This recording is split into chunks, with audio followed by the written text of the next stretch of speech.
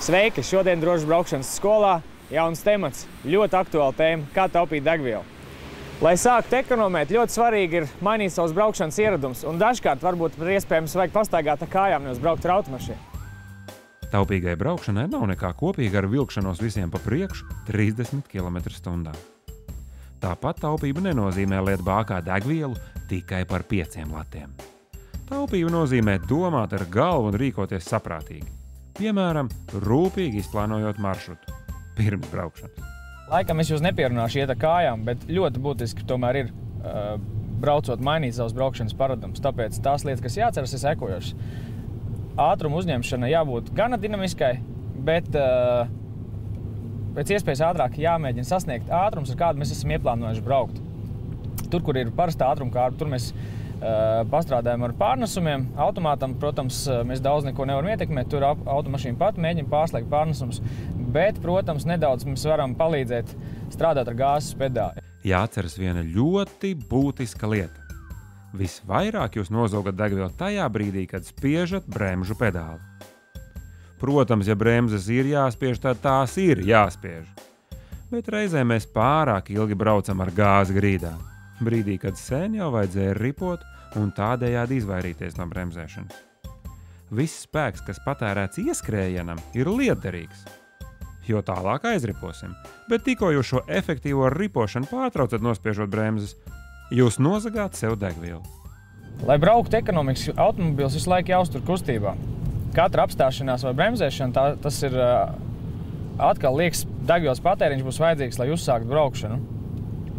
Ja mēs, piemēram, redzam, ka sarkanā gaisma ir iedegusies luksuforā, tad nevienmēr vajag piebraukt pie luksofora, apstāties un sagaidīt to zaļo gaismu. Iespējams, ka palaižot vienkārši vaļā gāzes pedāli, mēs lēnām aizriposim līdz luksuforam, un tādā momentā jau būs iedegusies zaļā gaisma, un mēs varēsim neapstājoties turpināt ceļu. Jo pretējā gadījumā, ja mums ir jāapstājās un jāuzsāk šī kustība, tad atkal jāiekustina automobils no nulles, un tas savukārt prasīs ļoti lielu degvielas patēriņu.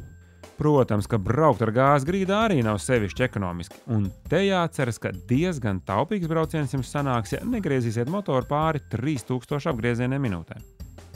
Tas tā ļoti aptuveni, kā kurai mašīnai, bet noteikti ne līdz galam. Lielākajā daļā mūsdienu automašīna ir tahometrs, un daudzi autovadītāji nemaz nezin, kam tas viņiem. Tad iegaumējiet, te jūs varat paskatīties, vai dzinējs strādā optimālos apgriezienos. Pieredzējis autovadītājs to jutīs jau no motora skaņas, bet iesākumā der ieskatīties tahometrā. Pastāv uzskats, ka ar automātisku ātrumu kārbu nav iespējams ekonomēt, vai ekonomēt ir neizdevīgi, vai kā. Es teikšu pretēji, var ekonomēt, jo uz braukšanu attiecās tieši tie paši principi, kādi ar mehānisko ātrumu kārbu. Sekojam līdz apgriezieniem, turam mašīnu visu laiku kustībā, un ekonomija būs, ticiet man. Vēl dažiem autovadītājiem ir tāds niķis – visu laiku spaidīt gāzes pedāli.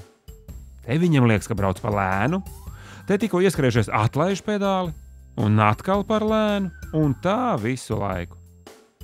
Šāds paņēmiens vairāk raksturīgs tiem, kas brauc ar automātisko kārbu. Un tas ne tikai tērē lieka degvielu, bet arī rada nelabumu sajūtu pasažieriem ar vājāku vestibulāro aparātu.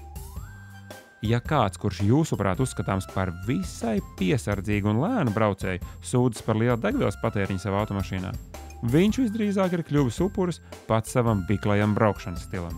Nespaidiet pedāli, turiet to vienmērīgi un viss būs labi.